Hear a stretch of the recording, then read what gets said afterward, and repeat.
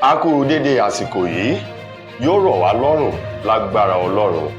Ìròyìn fẹ́lifẹ́li náà ló ń dé sí ojú ìwòran yín láti iléeṣẹ́ wa ìròyìn fẹ́lifẹ́li online TV. Fúnmi Adénúgà ni oníròyìn. Síwájú kẹ́ ẹ tó gbọ́ kẹ́tẹ́pẹ́ níròyìn ọ̀hún, ẹ jẹ́ ká dé òkè lọ́hùn. À ń padà bọ̀ wá láìpẹ́ yìí. Ẹ kú kalẹ̀.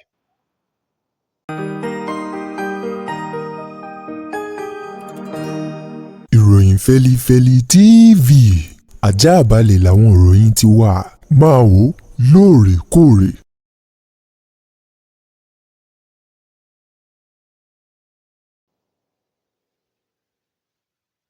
Ẹ káàbọ̀ padà, ìròyìn rèé lẹ́kùnrẹ́rẹ́.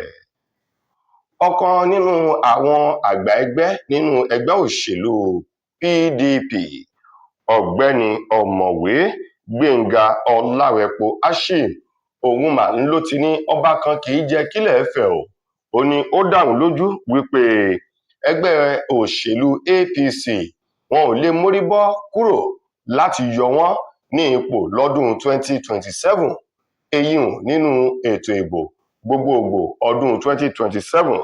Gbénga Ashim sọ wípé àwọn ẹgbẹ́ alátakò náà ló ti ń gbáradì láti rí dájú wípé wọ́n yọ ẹgbẹ́ òṣèlú APC kúrò lórí ipò, èyí ní ipò ààrẹ, èyí tó sì jẹ́ wípé ẹgbẹ́ òṣèlú PDP jẹ́ ọ̀kan nínú àwọn ẹgbẹ́ alátakò ọ̀hún tó ti ń ṣe ìgbáradì ní ti kíkankíkan lábẹ́ aṣọ báyìí.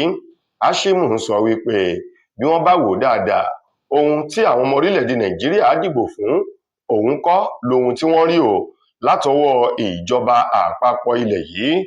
Ó ní kàkà kí ọsàn kó so dídùn ń ṣe ní korò. Ó ní ẹni a ní kó kíni lẹ́yìn ẹ̀gún ló fi sọ́wọ́.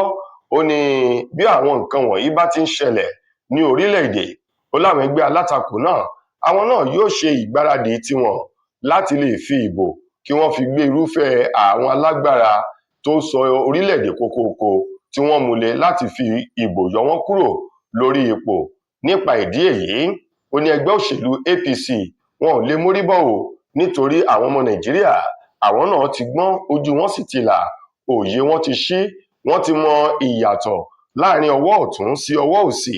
Nípa èyí, àwọn ẹgbẹ́ alátakò yóò dìbò yọ ẹgbẹ́ òṣèlú APC kúrò lórí ipò nínú ètò ìbò ọdún 2027, gẹ́gẹ́ bí ọ̀gbẹ́ni ọ̀mọ̀wé Ọlárẹ̀pọ̀ Gbénga Ashim bó ti sọ ọ̀rọ̀ ọ̀hún. Àwọn olùgbé ìlú Àbújá ni wọ́n ti gbé oríyìn tó tóbi rabandẹ̀ bí òṣùmàrè fún ìjọba àpapọ̀ orílẹ̀-èdè wa Nàìjíríà pẹ̀lú ìgbésẹ̀ tí ìjọba àpapọ̀ ilẹ̀ yìí tí wọ́n gbé o láti lè mú ẹ̀dínwó bá ohun jíjẹ àtohun mímu nínú ọjà kátàkárà káàkiri ìlú Àbújá agbègbè rẹ̀ tó fi mọ́ àwọn apá ibì kan ní orílẹ̀-èdè Nàìjíríà. Ọ̀kan nínú àwọn olùtajà ọjà jíjẹnu bíi ìrẹsì, gàrí, èlùbọ́, ẹ̀wà àti bẹ́ẹ̀ bẹ́ẹ̀ lọ nínú ọjà tó gbajúmọ̀, eyín ọjà Lúgbé nílùú Àbújá, arábìnrin Vivian Uche ṣe lálàyé wípé inú òun dùn ó pẹ̀lú ìgbésẹ̀ ìjọba àpapọ̀ ọ̀hún, nítorí ọjà tí àwọn náà ń tà ó wọ́n, tó sì jẹ́ wípé ohun tí wọ́n tà òun náà ni àwọn èèyàn, ohun táwọn rà ń làwọn ń tà, àti wípé ọjà ò yá látàrí ọ̀wọ́n gógó àwọn jíjẹ mímu ọ̀hún. Arábìnrin Vivian Uche wá ṣe lálàyé fún àwọn oníròyìn, sọ wípé ẹ̀dínwó ti bá ọ̀pọ̀lọpọ̀ oúnjẹ nínú ọjà káàkiri ìlú Àbújá àti agbègbè rẹ̀. Ó ní tẹ́lẹ̀tẹ́lẹ̀, ó ní iye tí wọ́n ń ta àpò ìrẹsì kan, ó ní àpò ìrẹsì kan òun ló dín ẹgbẹ̀rún 4 ní 100 náírà, 76,000 naira ń làpò ìrẹsì kan tẹ́lẹ̀. Ó ní ṣùgbọ́n lọ́wọ́ yìí ẹgbẹ̀rún 45 ni wọ́n ń tà, 55,000 naira. Ó ní yàtọ̀ sí èyí, ó ní òṣùwọ̀n tí wọ́n fi wọn ìrẹsì àti gàrí tẹ́lẹ̀tẹ́lẹ̀, ó ní gàrí nínú ọjà l'Àbújá ẹgbẹ̀rún 1 náírà ní ike ìjọba. Ó ní ṣùgbọ́n lọ́wọ́ yìí ó ti wà ní náírà 500 àti 600 náírà 500 naira sí 600 naira. Ó ní ìrẹsì, ó ní ẹgbẹ̀rún méjì, ẹgbẹ̀rún mẹ́ta ni wọ́n ń ta ike ìrẹsì kan tẹ́lẹ̀. Ó lámọ́ ṣùgbọ́n lọ́wọ́ yìí ó ti wálẹ̀ sí 600 naira tàbí 500 naira.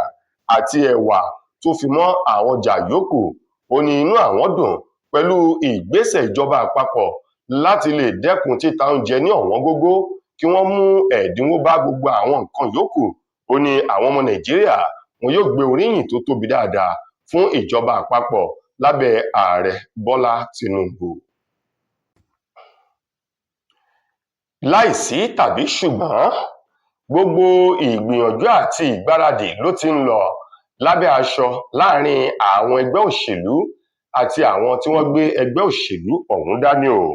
Wàyí o, olóyè àgbà kan èyí tó ti fìgbà kan jẹ́ alága gbogbogbò fún ẹgbẹ́ òṣèlú APC ní orílẹ̀-èdè wa Nàìjíríà tó wá láti ìpínlẹ̀ Edo, olóyè ọ̀gbẹ́ni John Odigi Oyegun Onwuma ló ti sọ wípé gbogbo làlàkúkú fẹ̀fẹ̀ ẹgbẹ́ òṣèlú APC èyí tó jẹ́ ẹgbẹ́ òṣèlú tó wà tẹ́lẹ̀ ṣùgbọ́n tó ti kúrò darapọ̀ mọ́ ẹgbẹ́ òṣèlú African Democratic Congress ADC, wípé làlàkúkú fẹ̀fẹ̀ ẹgbẹ́ òṣèlú APC ni wọn yóò gé ìyẹ́ wọn apá wọn dànù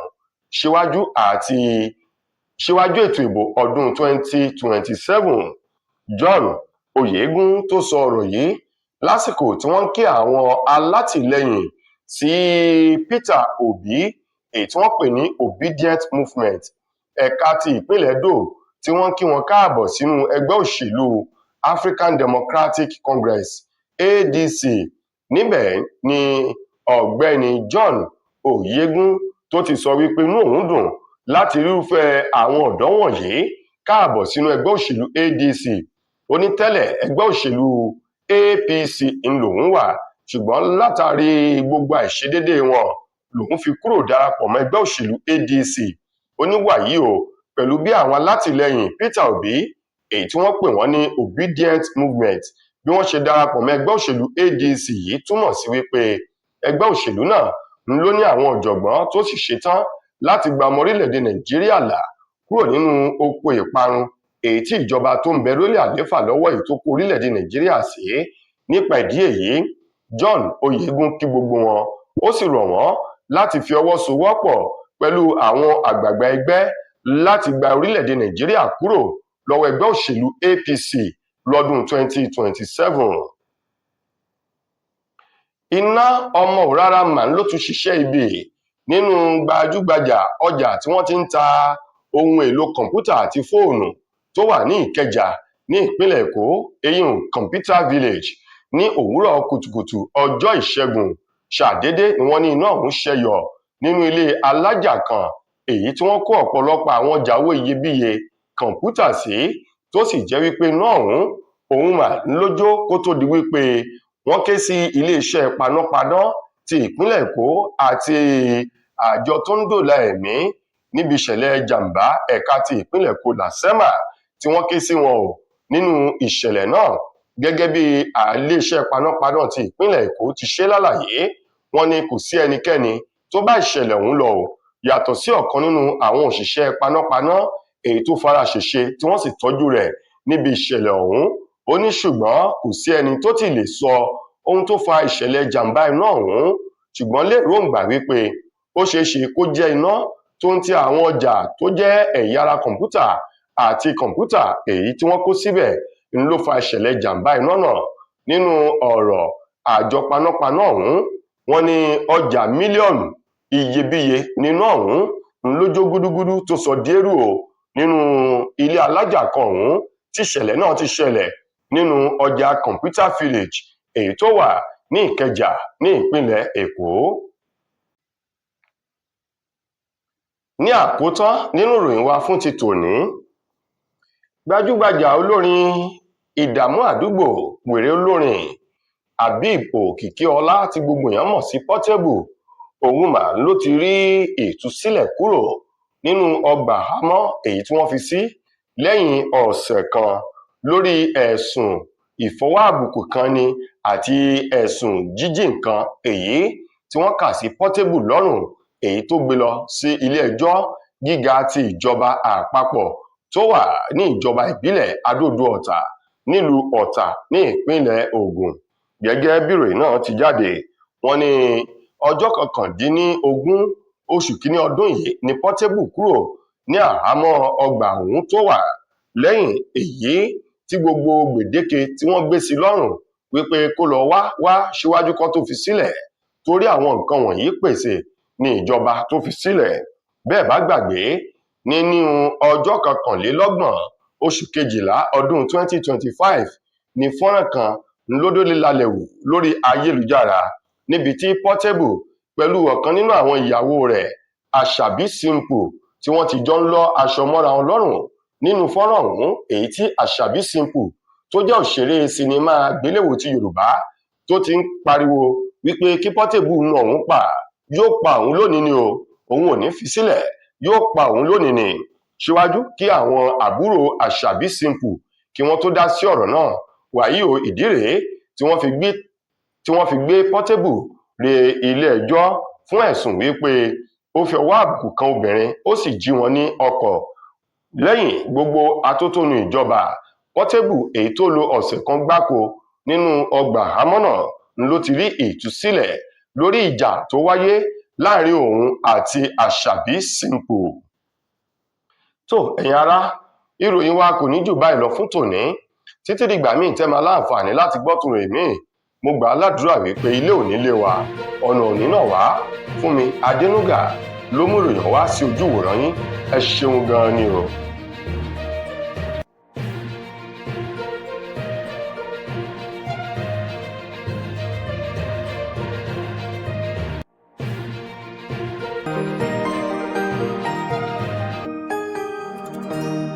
Ìròyìn Fẹ́lifẹ́li TV, àjààbálẹ̀ làwọn ìròyìn ti wà, máa wò lóòrèkóòrè. Mo kí gbogbo ojú tí wò mí ti ń gbọ́ mi jákèjádò orígun mẹ́rẹ̀ẹ̀rin àgbáyé. Orúkọ mi ni Ambassador Àkànfẹ́ Ìwò tí mo jẹ́ agbẹnusọ fún iléeṣẹ́ X2 Ultimate Herbal International Limited. Níléeṣẹ́ wa bí láti màmọ̀ dájú nǹkan kan tí eléyìnbó ń pè ní health is wealth, ìlera lọ́rọ̀. Kì í ṣàfẹnujẹ́ nìkan tá a bá ń gbọ́ ní sétí, torí ogunlọ́gọ̀ àwọn èèyàn ni wọ́n ń kojú àìsàn tí a pè ní ìfúnpá gíga. Ìdí nìyí tí iléeṣẹ́ X2 Ultimate Herbal fi ṣètò oògùn ìfúnpá gíga fún ní powder àti ní olómi.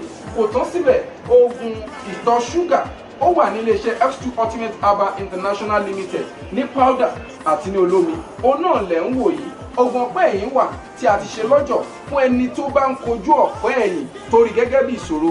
Iléeṣẹ́ wa níbí ní oògùn ẹ̀ tó lè bá wọn tán rẹ̀ lójú ọgbọ́n. Bákan náà, ogunlọ́gọ̀ àwọn èèyàn ni wọ́n jẹ́ oníbìísí tí wọ́n ti rora wọn pín wípé Ọlọ́run ò lè ṣe, ṣùgbọ́n tó jẹ́ pé àìsàn kan sómìíràn ní kọjú ọmọ bíbí wọn. Ó wà ní iléeṣẹ́ X2 Herbal International Limited.